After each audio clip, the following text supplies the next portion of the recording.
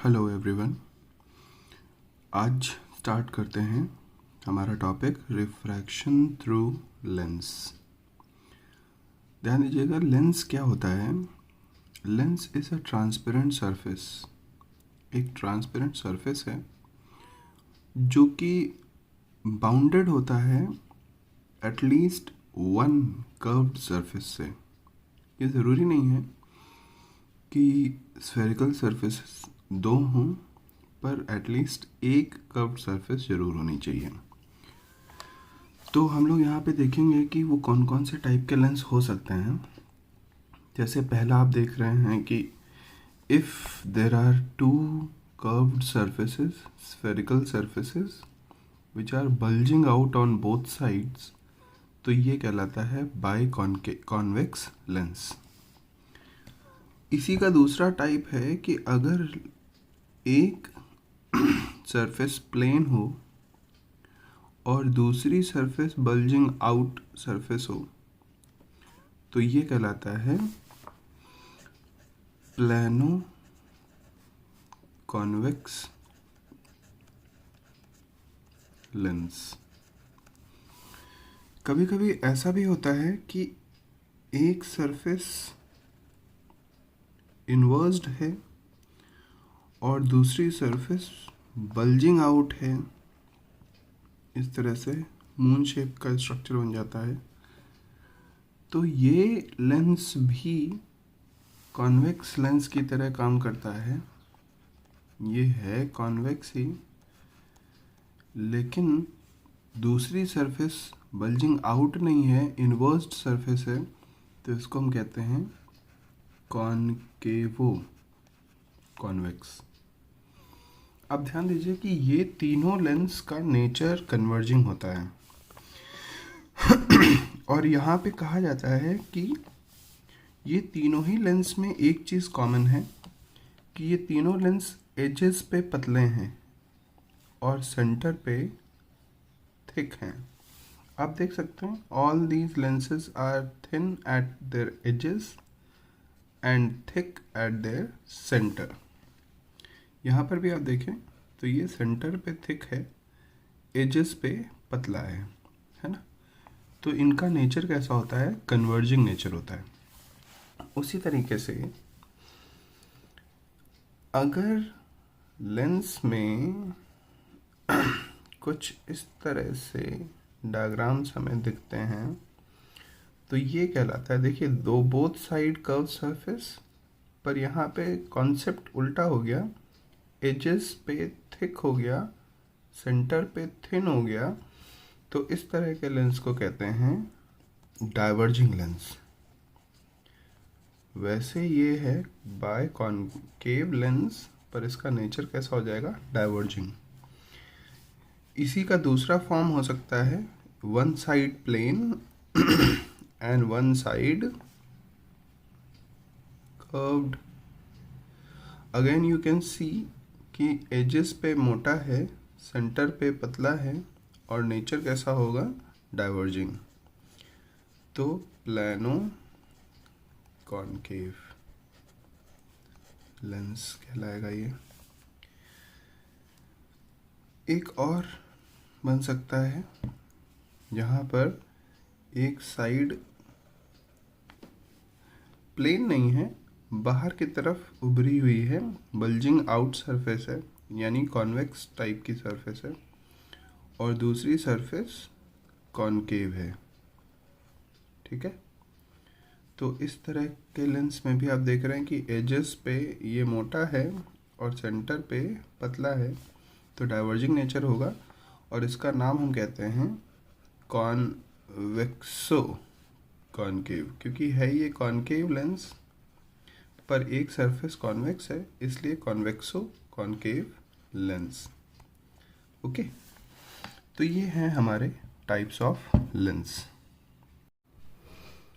अच्छा बच्चों, अब बात आती है कि हम यहाँ पे देखेंगे कि कॉन्वेक्स लेंस, देखिए हम अपनी लैंग्वेज में अगर इसको कॉन्वेक्स बोल देते हैं तो भी इसका direct meaning by convex lens होता है। सिमिलरली अगर हम कॉनकेव बोल दें तो इसका डायरेक्ट मीनिंग बाइकॉनकेव लेंस हो जाएगा। ठीक है, तो हम यहाँ पे कह रहे हैं कि हमें ये देखना है कन्वर्जिंग नेचर। ये जो कॉन्वेक्स लेंस है ये कन्वर्जिंग नेचर का क्यों है? Converging nature of convex lens, ये समझ लेते हैं, ध्यान से समझिएगा इसको। तो हम इसके लिए एक डायग्राम ड्रॉ करेंगे जो कॉन्वेक्स लेंस है। अब इस डायग्राम में ध्यान दीजिएगा कि हम अगर कोई लाइट रे इस लेंस पे स्ट्राइक कराते हैं, ठीक है, तो पहले ये लाइट रे चूँकि रेयरर मीडियम से ग्लास मीडियम डेंसर मीडियम में जा रही है, इसलिए पहले ये लाइट रे टुवर्ड्स नॉर्मल बेंड होगी। और टुवर्ड्स नॉर्मल बेंड होने का मतलब है कि इस सरफेस पे नॉर्मल अगर हमें ड्रॉ करना है तो हम इस वाले सर्कल का, इस वाले स्फेयर का जो सेंटर होगा, इस वाले स्फेयर का जो सेंटर होगा, मान लीजिए ये इसका सेंटर है, तो सेंटर से सर्कमफरेंस पे जब भी हम लाइन ड्रॉ करते हैं तो वो हमेशा परपेंडिकुलर आती है। ये आपने सर्कल्स में पढ़ा होगा, तो ध्यान रखिएगा। ये हो गया हमारा normal at point of incidence. अभी लाइट रे को टुवर्ड्स नॉर्मल बेंड कराना है, तो पहली सरफेस से लाइट रे बेंड हो गई टुवर्ड्स नॉर्मल नीचे की तरफ, ठीक है। अब दूसरी सरफेस पे जब वो स्ट्राइक करेगी तो इसकी बेंडिंग अवे फ्रॉम नॉर्मल होनी चाहिए, क्योंकि अब वो डेंसर मीडियम से रेयरर मीडियम में जा रहा है। तो हम क्या करेंगे, इस वाली सरफेस का स्फेयर कंसिडर करेंगे, ये इसका स्फेयर होगा ऑलमोस्ट, और इस वाली सरफेस का जो सेंटर होगा वो इधर कहीं होगा। तो सेंटर से अगर हम पॉइंट ऑफ इंसिडेंस पे लाइन ड्रॉ करें तो हमें नॉर्मल मिल जाता है। यानी अब आप देख रहे हैं कि पहले लाइट रे नीचे की तरफ बेंड हुई, अभी लाइट रे को नॉर्मल से दूर जाना है, यानी फर्दर ये बेंड हो जाएगी, एक बार और बेंड हो गई, ठीक है।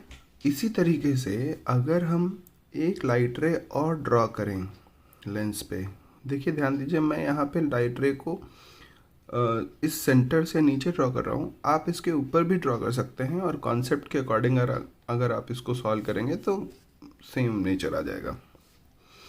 तो यहाँ पर पहले नॉर्मल, यहाँ से नॉर्मल आया कुछ ऐसे, ये आया नॉर्मल, तो पहले बेंडिंग टुवर्ड्स नॉर्मल कर देते हैं, ये लो हो गई टुवर्ड्स नॉर्मल बेंडिंग। अब फिर यहाँ से नॉर्मल यहाँ से नॉर्मल लेके आते हैं, ये आया, ये हमने ड्रॉ कर दिया नॉर्मल, ठीक है। अब बेंडिंग अवे फ्रॉम नॉर्मल, यानी नॉर्मल से दूर होनी चाहिए, तो अवे फ्रॉम नॉर्मल के लिए हमने यूँ ऐसे कर दिया। आप देख रहे हैं ना, दोनों लाइट रेज एक पॉइंट पे इंटरसेक्ट कर गई, यानी नेचर कैसा हो गया, कन्वर्जिंग, ठीक है। क्योंकि दोनों, इस लेंस ने क्या किया, लाइट रे को पहले और बाद में दोनों ही बार जब इसको रिफ्रैक्ट किया तो लाइट रेज एक पॉइंट पे कन्वर्ज हो जा रही हैं। समझ में आ रहा है? तो इसलिए इसको कहते हैं converging nature of convex lens. Okay, अच्छा अब ध्यान दीजिए कि कॉन्केव लेंस जो है वो डाइवर्जिंग नेचर का क्यों होता है ना। तो फिर से आते हैं, अब देखिए ये एक सरफेस है कॉन्केव लेंस की, तो इस सरफेस का अगर हम स्फेयर ड्रॉ करें तो ये कुछ ऐसा स्फेयर रहा होगा, ओके।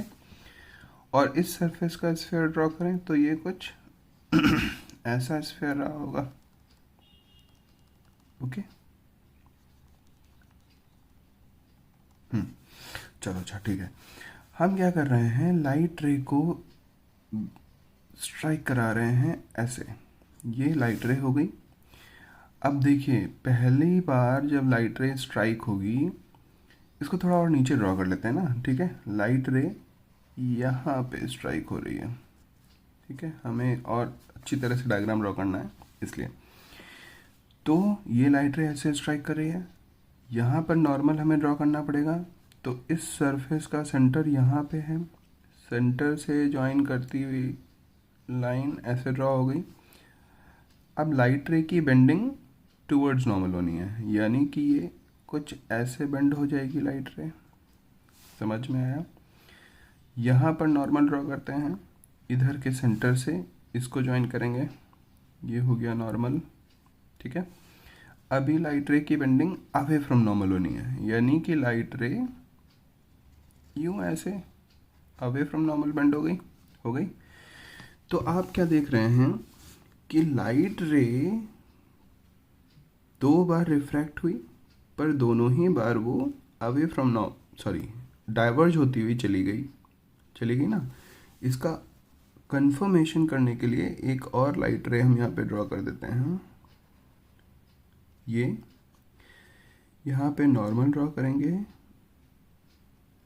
कुछ ऐसे, बेंडिंग टूवर्ड्स नॉर्मल हो गई।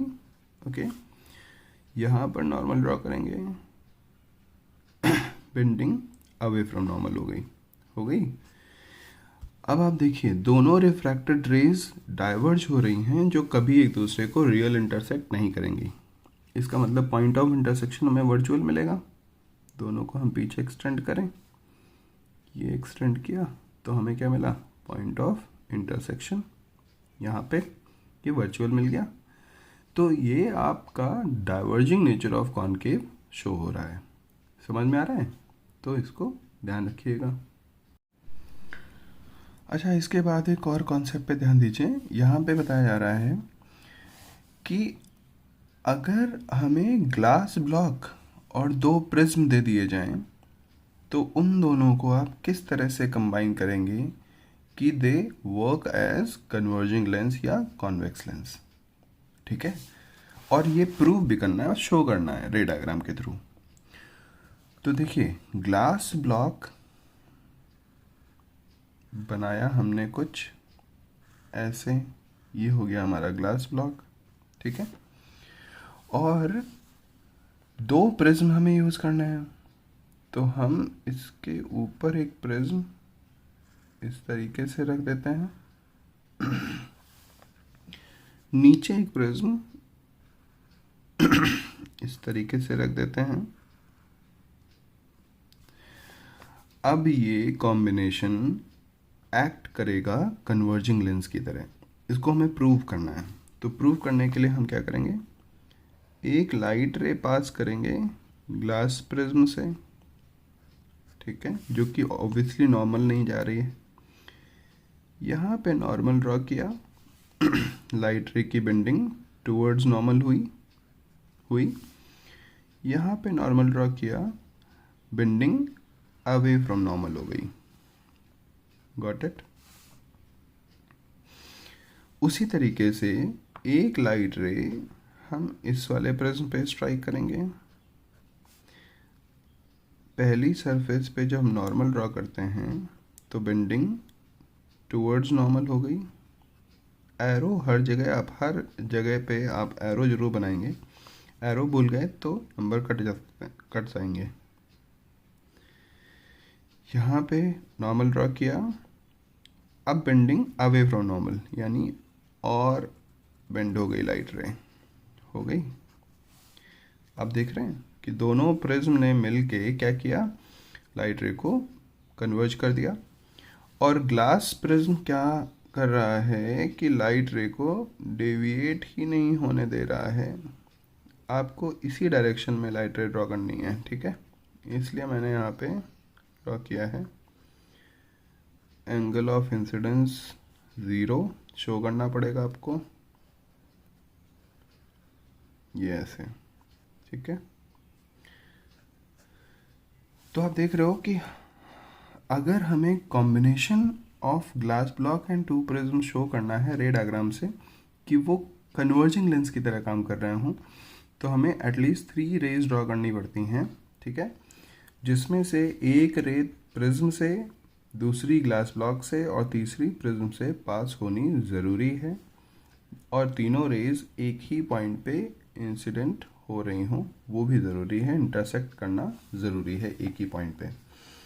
तो ये हो गई लाइट रे ए ये हो गई लाइट रे बी, ये हो गई लाइट रे सी, और तीनों ने एक ही जगह पे कन्वर्ज कर दिया जब वो इस तरह के अरेंजमेंट से पास हुई। समझ में आया? तो ये है converging nature of combination of two prism and glass block. ये बहुत पूछा जाता है एग्जाम में, ठीक है। तो ये डायग्राम बहुत इंपॉर्टेंट है, इम्पॉर्टेंट डायग्राम है बेटा, ध्यान रखना। अभी तक तो हम लोगों ने देखा था कि ये कन्वर्जिंग की तरह, ये कॉम्बिनेशन किस तरह से काम कर रहा है। अभी दूसरा केस ये है कि हमें इसी कॉम्बिनेशन को, मतलब प्रिज्म और ग्लास ब्लॉक के कॉम्बिनेशन को डाइवर्जिंग लेंस की तरह वर्क कराना है। तो इसका डायग्राम कैसे बनेगा? इसके लिए हम ये ग्लास ब्लॉक बनाते हैं और प्रिज्म अब इन्वर्टेड रखे जाएंगे, ऐसे रखे जाएंगे, ठीक है। इस डायग्राम के लिए प्रिज्म को हमें इन्वर्टेड रखना पड़ेगा, ऐसे। तो अब ध्यान दीजिए, जब लाइट रे इस प्रिज्म पर स्ट्राइक करेगी ऐसे, तो हमें यहाँ पे नॉर्मल ड्रॉ करना है। लाइट रे बेंड करेगी टुवर्ड्स नॉर्मल, ऐसे। यहाँ पर फिर से अगर हम नॉर्मल ड्रॉ कर दें तो अब की बार बेंडिंग अवे फ्रॉम नॉर्मल, कुछ ऐसे हो गई। फिर से देख लीजिए, इस वाले प्रिज्म पे लाइट रे स्ट्राइक कर रही है कुछ ऐसे, ठीक है। यहाँ पे हमने नॉर्मल ड्रॉ किया, बेंडिंग टुवर्ड्स नॉर्मल हो गई, नीचे की तरफ बेंड हो गई, और फिर हमने यूं ऐसे नॉर्मल ड्रॉ किया, अवे फ्रॉम नॉर्मल बेंडिंग हो गई।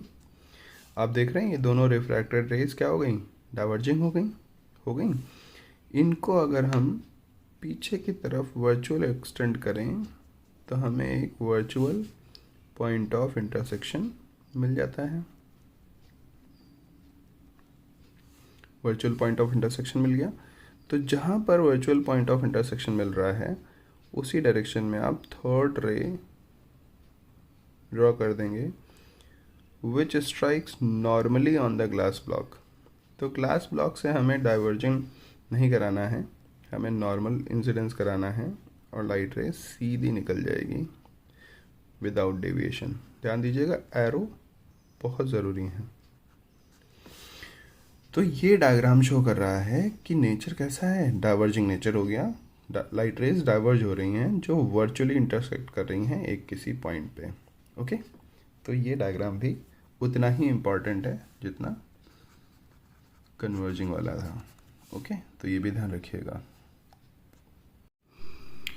अब हम लोग डिस्कस करेंगे some technical terms which are used in lens. तो पहला टर्म आता है अपर्चर। ध्यान दीजिए, अगर ये हमारा कॉन्वेक्स लेंस है तो अपर्चर क्या है? ये टोटल सरफेस जिससे कि रिफ्रैक्शन हो सकता है। So aperture of a lens is the surface through which refraction can be done, either it is a concave lens या फिर वो कॉन्वेक्स लेंस हो, कोई सा भी लेंस हो, ठीक है। इतना समझ में आ रहा है? आगे बात आती है दूसरा पॉइंट जिसको हम कहते हैं सेंटर ऑफ कर्वेचर। तो सेंटर ऑफ कर्वेचर यहाँ पर बेटा लेंस का नहीं होता।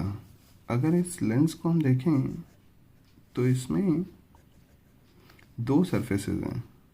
जैसे हम कहें कि एक सरफेस है ए एक्स बी और दूसरी सरफेस है ए वाई बी, है ना। तो जो ए एक्स बी है सरफेस, वो किसी एक स्फेयर का पार्ट है। जो ए वाई बी है वो उस सेम स्फेयर का पार्ट नहीं है, वो दूसरे स्फेयर का पार्ट है। इसका मतलब है क्योंकि हमारे पास दो दो कर्व्ड सरफेस हैं और दोनों ही कर्व्ड सरफेस अलग अलग स्फेयर के पार्ट हैं, इसलिए हमें दोनों सरफेस के अलग अलग सेंटर ऑफ कर्वेचर मिलेंगे। ए एक्स बी का सेंटर ऑफ कर्वेचर हमें इस साइड कहीं मिलेगा, इसको हम सी एक्स लिख दें अगर, तो ए वाई बी का सेंटर ऑफ कर्वेचर हमें इस साइड मिलेगा, ये हो जाएगा सी वाई। इसी तरीके से अगर मैं यहाँ कहूँ ए एक्स बी, ये एक सरफेस है जिसका सेंटर ऑफ कर्वेचर हमें इधर ही मिल जाएगा सी एक्स। यहाँ पर उल्टा हो रहा था, लेफ्ट साइड की सरफेस का कर्वेचर राइट में मिल रहा था, राइट की साइड की सरफेस का कर्वेचर लेफ्ट में मिल रहा था। यहाँ पर लेफ्ट का लेफ्ट में ही है।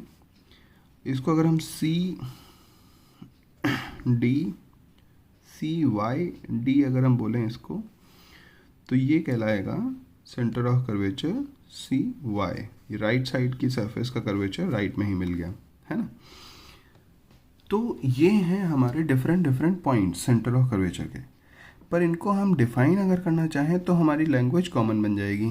क्या हम कहेंगे कि centre of curvature of surface of lens. हम लेंस के लिए डिफाइन नहीं करेंगे, सरफेस ऑफ लेंस के लिए डिफाइन करेंगे। तो हम कहेंगे centre of curvature of any surface of lens is the center of sphere, is the center of sphere of which this surface is a part. Got it? तो ये हमारी definition बन जाएगी। ठीक है, ध्यान रखिएगा इसको। देखिए, ध्यान दीजिए, मैंने यहाँ पे लिख दिया है the centre of curvature of any surface of lens. Surface of lens हम लेंस के लिए नहीं डिफाइन कर रहे हैं, ठीक है। So centre of curvature of any surface of lens is centre of sphere of which that lens surface is a part. Okay, ध्यान रखिएगा इसको। आगे बात आती है प्रिंसिपल एक्सिस। पहले रेडियस ऑफ कर्वेचर डिस्कस कर लेते हैं। तो रेडियस ऑफ कर्वेचर क्या होगा? ऑब्वियसली अगर इस सरफेस के लिए रेडियस ऑफ कर्वेचर देखें तो इस स्फीयर का radius will be radius of curvature for this surface, है ना। तो अगर हम इसके लिए ड्रॉ करते हैं, सपोज ये हमारा radius of curvature for the surface A X B हो जाएगा। और अगर देखा जाए तो ए वाई बी के लिए रेडियस ऑफ कर्वेचर ये हो जाएगा। ठीक है, समझ में आ रहा है? इसी का मतलब है कि हम रेडियस ऑफ कर्वेचर भी लेंस के लिए नहीं एक्सप्लेन करते, हम सरफेस के लिए एक्सप्लेन करते हैं। तो बोलेंगे क्या? Radius of curvature of a surface, radius of curvature of a surface of lens is the radius of sphere, simple है, of which that surface is a part. यानी कि सरफेस जिस स्फीयर का पार्ट है उसी स्फीयर का radius of curvature कहलाता है ना। सिंपल है। अब बात आती है प्रिंसिपल एक्सिस पे। तो प्रिंसिपल एक्सिस क्या होता है? देखिए, ध्यान दीजिए, अगर हम किसी भी लेंस के दोनों सेंटर ऑफ कर्वेचर को ज्वाइन करती हुई लाइन ड्रॉ कर दें, चाहे वो कॉनकेव लेंस हो या वो कॉन्वेक्स लेंस हो, दोनों सेंटर ऑफ कर्वेचर को ज्वाइन करती हुई लाइन ड्रॉ कर दें, तो ये लाइन कहलाती है प्रिंसिपल एक्सिस। तो हम क्या बोलेंगे? A line passing through centre of curvature of both surfaces of lens is called principal axis. Got it? तो ये है प्रिंसिपल एक्सिस। ठीक है, ओके। अगला पॉइंट है हमारे लिए ऑप्टिकल सेंटर, और हम कहते हैं कि ऑप्टिकल सेंटर होता क्या है? A point on principal axis of lens through which the refracted ray passes. यानी कि लेंस के प्रिंसिपल एक्सिस पे एक ऐसा पॉइंट जिससे रिफ्रैक्टेड रे पास होती है, to make the path of emergent ray parallel to incident ray. समझ में आ रहा है? फिर से बता दे रहा हूँ कि ऑप्टिकल सेंटर एक पॉइंट है, और कहाँ पे है वो point? Principal axis of lens पे एक ऐसा पॉइंट है जिससे जब कभी भी रिफ्रैक्टेड रे पास होगी तो पाथ ऑफ इमर्जेंट रे और पाथ ऑफ इंसिडेंट रे आपस में पैरेलल हो जाएंगे। ठीक है, चलिए इसको मैं समझाता हूँ डायग्राम से। तो ये हमारा एक कॉन्वेक्स लेंस है जिसपे मैंने एक इंसिडेंट रे ड्रॉ कर रखी हुई है। अब जरा सा ध्यान दीजिए कि इस सरफेस पे अगर हम नॉर्मल ड्रॉ करते हैं तो हमें सेंटर से पॉइंट ऑफ इंसिडेंस को ज्वाइन करती हुई एक लाइन ड्रॉ करनी पड़ेगी। सपोज कुछ इस तरीके से लाइन हो गई वो। ठीक है, तो यहाँ पर लाइट रे की बेंडिंग टुवर्ड्स नॉर्मल हमें करनी है, यानी कि वो ऐसे सीधे ना जाके बेंड हो जाएगी अपने पाथ से। तो हमने इसको क्या किया, ये बेंड कर दिया। ठीक है, बेंड हो गई। आप देख सकते हैं कि लाइट रे का एक्चुअल पाथ ये था, ऐसे जा रही थी। ठीक है, ये था एक्चुअल पाथ, और यहाँ पर लाइट रे बेंड हो चुकी है टुवर्ड्स नॉर्मल, क्योंकि रेयरर टू डेंसर जा रही थी। अब इस पॉइंट से फिर एक बार रिफ्रैक्शन होगा, तो हम इस सेंटर ऑफ कर्वेचर से इस पॉइंट को ज्वाइन करती हुई एक अगर लाइन ड्रॉ करें तो हमें मिल जाएगा नॉर्मल एट दिस पॉइंट। ये कुछ मिल गया ऐसे। अब ध्यान दीजिए कि यहाँ पर से जब लाइट रे इमर्ज होगी तो अगर उसका पाथ, अब ध्यान दीजिए कंडीशन यहाँ पे लग रही है, यहाँ पर तो नॉर्मल हमारा कॉन्सेप्ट लगा। अगर इस इमर्जेंट रे का पाथ, क्योंकि अब बेंडिंग अवे फ्रॉम नॉर्मल होनी है, ठीक है, तो ये इस तरफ बेंड होगी नीचे की तरफ। अगर इसका पाथ इंसिडेंट रे से पैरेलल हो गया, अगर इसका पाथ इंसिडेंट रे के पाथ से पैरेलल हो गया, तो वो रिफ्रैक्टेड रे जिस पॉइंट पे इंटरसेक्ट कर रही थी वो पॉइंट कहलाएगा ऑप्टिकल सेंटर। ओके, इसका मतलब है कि ये वाली जो लाइट रे है ये है इंसिडेंट रे, ये वाली इमर्जेंट रे है, और ये वाली जो रे है इसको हम कहते हैं रिफ्रैक्टेड रे। ठीक है, तो when the path of emergent ray is parallel to the path of incident ray, उस कंडीशन में रिफ्रैक्टेड रे प्रिंसिपल एक्सिस को जिस पॉइंट पे इंटरसेक्ट करेगी वो पॉइंट कहलाएगा ऑप्टिकल सेंटर। Got it? तो ये दोनों ही लेंसेज के लिए वर्किंग होता है, ध्यान रखिएगा। जैसे अगर मैं कॉनकेव लेंस लेता हूँ तो वहाँ पर भी यही है कॉन्सेप्ट। ये प्रिंसिपल एक्सिस हो गया, लाइट रे हमने इंसिडेंट कराई, सॉरी यहाँ पे नहीं, यहाँ पे इंसिडेंट कराई। पहली बार वो बेंड हो गई टुवर्ड्स नॉर्मल, ठीक है, और फिर वो रिफ्रैक्ट हो गई अवे फ्रॉम नॉर्मल। तो अगर पाथ ऑफ इंसिडेंट रे और पाथ ऑफ इमर्जेंट रे ये दोनों एक दूसरे से पैरेलल आ गए, तो जो भी हमारा point of intersection of refracted ray on principal axis मिलेगा, वो हो जाएगा ऑप्टिकल सेंटर। ध्यान रखिएगा बच्चों, ये ऑप्टिकल सेंटर हमेशा mid point of the lens नहीं होता है, ठीक है, वो इधर या इधर शिफ्टेड हो सकता है, ध्यान रखिएगा। तो ऑप्टिकल सेंटर की डेफिनेशन पे अगर आप लिखते हैं mid point of the centre is called optical centre, ये रॉन्ग डेफिनेशन हो जाएगी, ठीक है। तो ये है हमारा ऑप्टिकल सेंटर, ओके।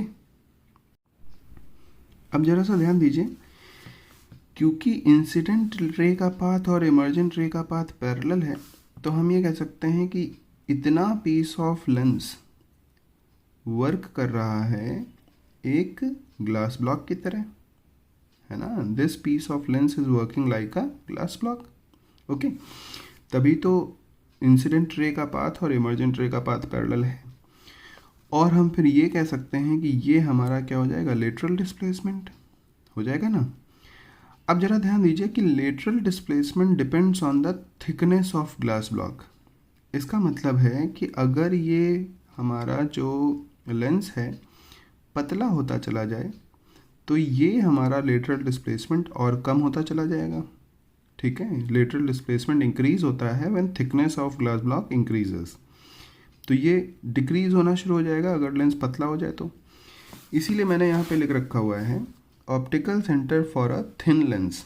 कहते हैं कि अगर लेंस बहुत पतला है, when the lens is very thin, तो ऑप्टिकल सेंटर वो पॉइंट माना जाता है जिसकी डायरेक्शन में आती हुई लाइट रे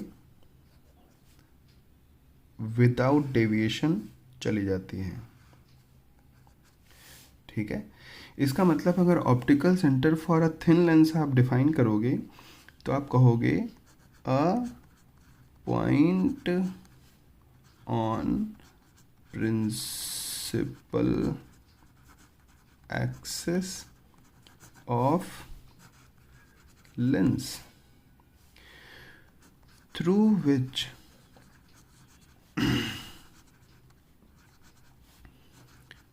light ray passes undeviated।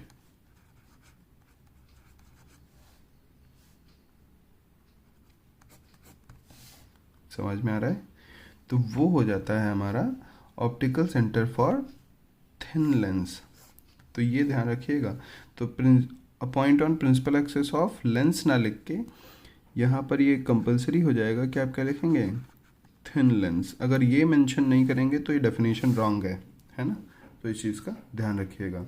ये दोनों ही लेंसेज के लिए एप्लीकेबल है, चाहे कॉन्वेक्स लेंस हो या कॉनकेव लेंस हो, ठीक है ना।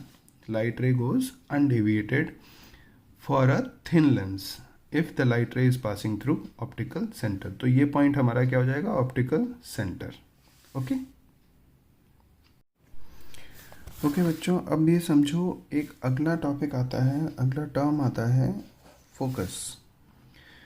अब चूंकि हमारे पास दो दो लेंसेज हैं, एक है कॉन्वेक्स लेंस जिसकी दो सरफेसेस होंगी, तो इसका मतलब इसके हमें दो फोकस पॉइंट मिलेंगे। एक इधर मिलेगा जिसको हम F1 कहते हैं, फर्स्ट फोकस, एक इधर मिलेगा जिसको हम कहते हैं सेकंड फोकस। जबकि कॉनकेव लेंस में हमें यही दोनों पॉइंट रिवर्स्ड मिलते हैं। अब वो क्यों मिलते हैं अभी हम लोग डिस्कस करेंगे। यानी सेकंड फोकस इधर कहीं मिलेगा और फर्स्ट फोकस इधर कहीं मिलेगा, ठीक है। अब ये कैसे होता है ध्यान दीजिए। तो हम पहले डिफाइन कर रहे हैं फर्स्ट फोकस को या फर्स्ट फोकल पॉइंट को। तो obviously it is a point on principal axis जिसके थ्रू अगर इंसिडेंट रे पास हुई, इंसिडेंट रे अगर पास हुई, अच्छा ध्यान रखिएगा, हम अपनी कन्वीनियंस के लिए लाइट रे को यहीं से रिफ्रैक्ट नहीं करते, हम लेंस में एक मिडिल पे लाइन ड्रॉ कर देते हैं, लाइट रे को अनडिविएटेड इस लाइन तक लेके चले आते हैं, उसके बाद यहाँ से रिफ्रैक्ट कर देते हैं फाइनल डायरेक्शन में, यानी दो दो बार रिफ्रैक्शन ना करके एक ही बार रिफ्रैक्शन शो कर रहे हैं।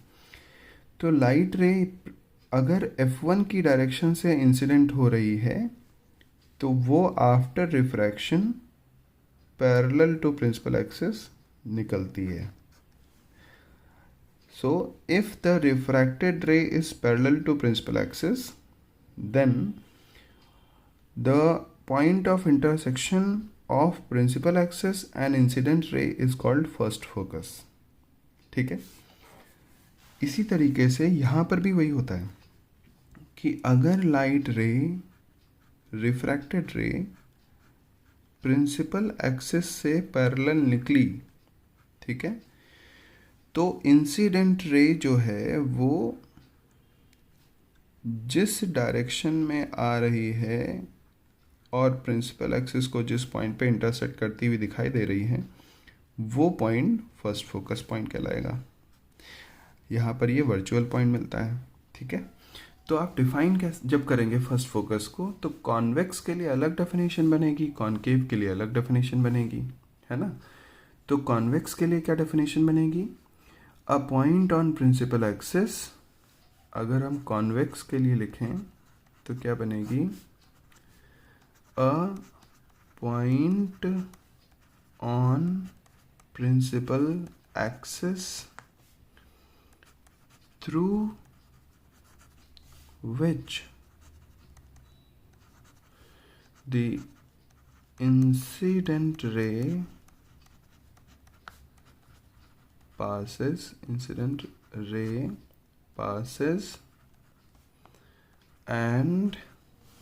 the refracted ray becomes parallel to principal axis. ठीक है ना, ये ध्यान रखिएगा।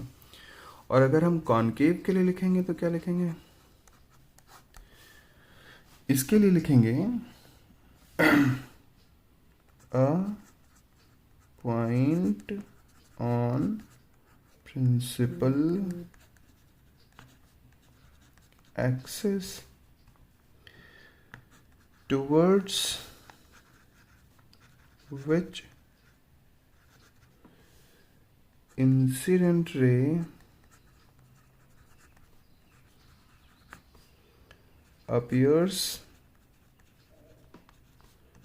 to come and refracted ray becomes parallel to principal axis। Got it? तो इस तरह से हम डिफाइन कर सकते हैं फर्स्ट फोकस को। ध्यान रखिएगा, यहाँ पर हमारी रिफ्रैक्टेड रे पैरेलल है और इंसिडेंट रे फोकस से पास होती हुई दिखाई दे रही है या एक्चुअली फोकस से पास हो रही है। ठीक है, ओके। और सेकंड फोकस की बात करें तो यहाँ पर क्या होता है कि incident ray is parallel to principal axis.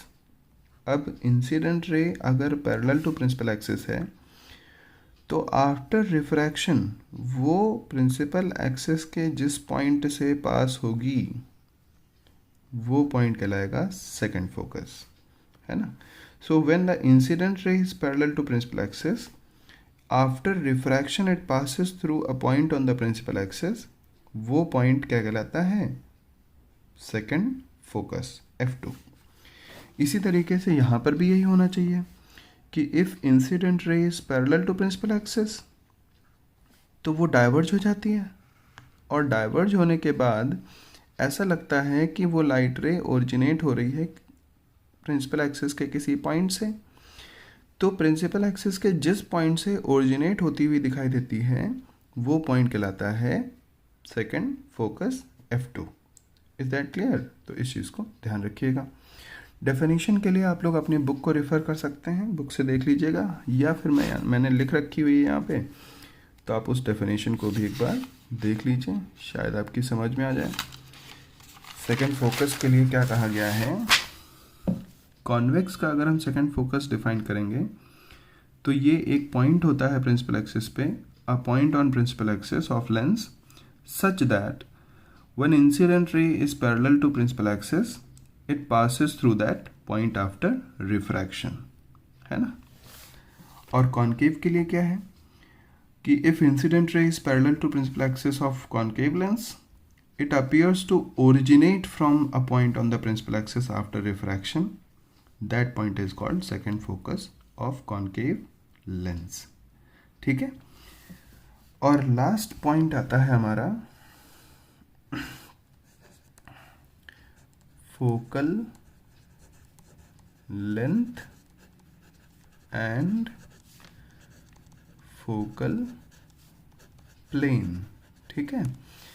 तो ध्यान दीजिए, अगर ये हमारा कॉन्वेक्स लेंस है और ये ऑप्टिकल सेंटर है, तो ऑप्टिकल सेंटर से फोकस पॉइंट तक की डिस्टेंस को हम कहते हैं फोकल लेंथ, इसको स्मॉल एफ से इंडिकेट किया जाता है। तो focal length is what, the distance between focus point and the optical centre, ठीक है। चाहे वो कॉन्वेक्स लेंस हो या वो कॉनकेव लेंस हो, दोनों के लिए एप्लीकेबल है कि ऑप्टिकल सेंटर से लेके फोकस पॉइंट तक की डिस्टेंस को हम क्या कहते हैं, इसको हम कहते हैं फोकल लेंथ। अच्छा, यहाँ पे ये दोनों हमने F1 शो किए हैं, तो ये फर्स्ट फोकल लेंथ हो जाएगा। और अगर हम F2 शो कर दें तो ऑप्टिकल सेंटर से F2 तक की लेंथ क्या हो जाएगी, सेकंड फोकल लेंथ हो जाएगी। ये क्या हो जाएगी, सेकंड फोकल लेंथ, ठीक है। और फोकल प्लेन क्या होता है, focal plane is the vertical plane which is passing through focus. तो the vertical plane which is passing through focus is called focal plane. That's it, है ना। कुछ important notes हैं, वो आप लोग ध्यान रखिएगा, ठीक है। वो बहुत important है, जो कि 1 मार्क में एग्ज़ाम में पूछे भी गए हैं। ध्यान रखिएगा कि अगर किसी भी, ये पहला नोट ध्यान रखिएगा कि अगर किसी भी लेंस के दोनों साइड पे मीडियम सेम है, जैसे इधर एयर है और इधर भी एयर है, तो हम कहते हैं कि दोनों साइड पे अगर मीडियम सेम है तो दोनों साइड की फोकल लेंथ F1 और F2 इक्वल होगी। अगर ये लेंथ x है तो ये भी x होगी। तो इस तरह के लेंस को हम कहते हैं इक्वी कॉन्वेक्स लेंस या equiconcave lens as well, ठीक है ना। अगर वो कॉनकेव होगा तो इक्वी कॉनकेव लेंस हो जाएगा, समझ में आ रहा है, पर मीडियम सेम होना चाहिए, ठीक है। दूसरा पॉइंट ये है कि जब हम बात करते हैं सेकंड फोकस की, ठीक है, जब हम बात करते हैं सेकंड फोकस की तो उसको हम सिर्फ फोकस भी बोल देते हैं। यानी कि एग्ज़ाम में अगर आपसे पूछा गया डिफाइन फोकस, इसका मतलब आप सेकंड फोकस को डिफाइन करेंगे, फर्स्ट फोकस को नहीं, ठीक है। Now what is third point, third point कहता है कि रिफ्रैक्टिव इंडेक्स ऑफ मीडियम यानी refractive index of glass of lens change हो जाता है, changes if surrounding medium is changed, surrounding medium is changed. इस चीज़ को ध्यान रखना। क्या कहते हैं कि अगर एक लेंस को एयर से उठा के हम वाटर में ले आए, ठीक है, तो जो म्यू है, रिफ्रैक्टिव इंडेक्स है, वो क्या हो जाएगा, इंक्रीज हो जाएगा, है ना। ये μ1 एयर का है और μ2 वाटर का है, तो उसी लेंस का रिफ्रैक्टिव इंडेक्स इंक्रीज हो जाएगा अगर उसी लेंस को हम एयर से उठा के वाटर में ले आए। तो ये बहुत इंपॉर्टेंट है, ध्यान रखिएगा, ठीक है। फोर्थ पॉइंट, कि थिक लेंस है हमारे पास और एक थिन लेंस है, ठीक है ना, थिन लेंस है। इसकी फोकल लेंथ जो है